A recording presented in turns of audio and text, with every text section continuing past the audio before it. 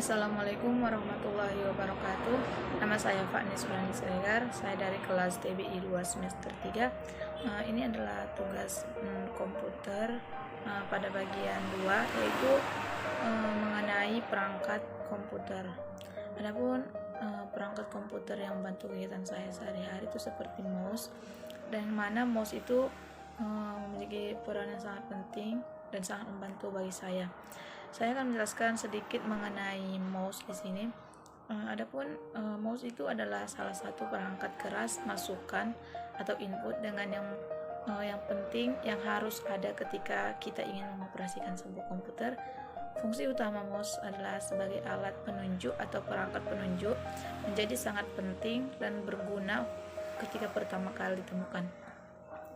Dan adapun mouse pertama kali ditemukan atau dibuat sekitar tahun 1963 oleh Douglas Engelbart. Pada awalnya mouse ini berbahan dasar kayu dengan hanya satu tombol. Namun dari tahun ke tahun sehingga mengalami peningkatan, sehingga dari tahun ke tahun hingga sekarang tikus atau mouse ini berkembang menjadi sangat canggih lagi. Bahkan tidak hanya fungsi untuk pointing device, melainkan memiliki fungsi yang lain. Bahkan untuk perangkat laptop, mouse sudah tidak diperlukan lagi. Fungsi mouse diganti dengan touchpad yang menyatu dengan laptop. Kemudian pada umumnya mouse ini memiliki bentuk yang mirip dengan tikus. Itulah mengapa alat ini menimbulkan atau disebut dengan mouse. Dari segi teknologi, mouse dulunya menggunakan sensor mekanik, namun kini telah berkembang menjadi model mouse optik yang lebih modern lagi. Sistem kerja mouse itu sendiri terletak pada sensor yang berfungsi untuk menggerakkan kursor. Hasil gerakan kursor pada monitor merupakan hasil operasi sensor yang digerakkan oleh putaran bola atau sensor optik yang sekarang banyak digunakan oleh mouse modern. Untuk lebih lengkapnya ada beberapa informasi mengenai mouse yang perlu kita ketahui. Yang pertama itu untuk menjalankan suatu program, yang mana mouse memiliki peran penting untuk menjalankan suatu program yang terdapat pada komputer. Selain itu dengan mouse ini kita juga dapat membuka file.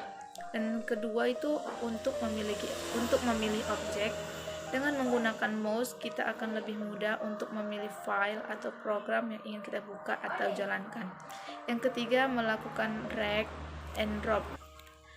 Drag and drop adalah salah satu fungsi mouse yang dapat mempermudah kerja kita. Hanya dengan mouse ini kita dapat menarik file yang ingin kita pindah atau ingin kita salin. Yang keempat itu melakukan operasi scroll.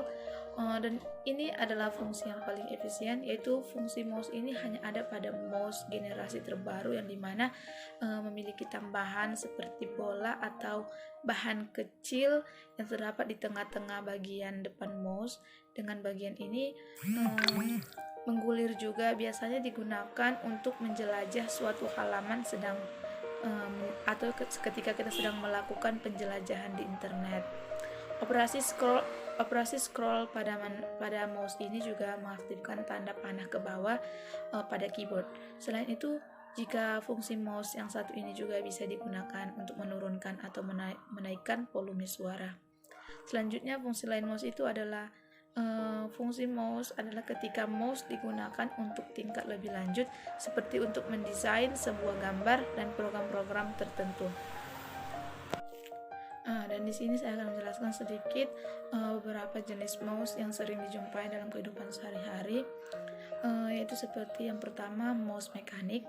Mouse mekanik adalah generasi mouse pertama, yang mana mouse ini masih menggunakan bola kecil yang menjadi sensor untuk mendeteksi gerakan mouse pada komputer. Yang kedua itu mouse optomekanis, yang hampir sama dengan mouse mekanis. Namun mouse optomekanis ini memiliki keakuratan sensor yang lebih tinggi karena memiliki sinar yang dapat mempresentasikan posisi koordinat pointer. Yang selanjutnya itu mouse optik. Mouse jenis ini tidak menggunakan sistem mekanik sama sekali, tidak menggunakan bola kecil untuk sensornya. Mouse optik ini hanya menggunakan sinar laser untuk mendeteksi pergegakan mouse. Baiklah, mungkin sampai di sinilah yang bisa saya simpulkan mengenai perangkat komputer mouse yang membantu kegiatan sehari-hari saya. Kurang dan lebihnya saya mohon maaf.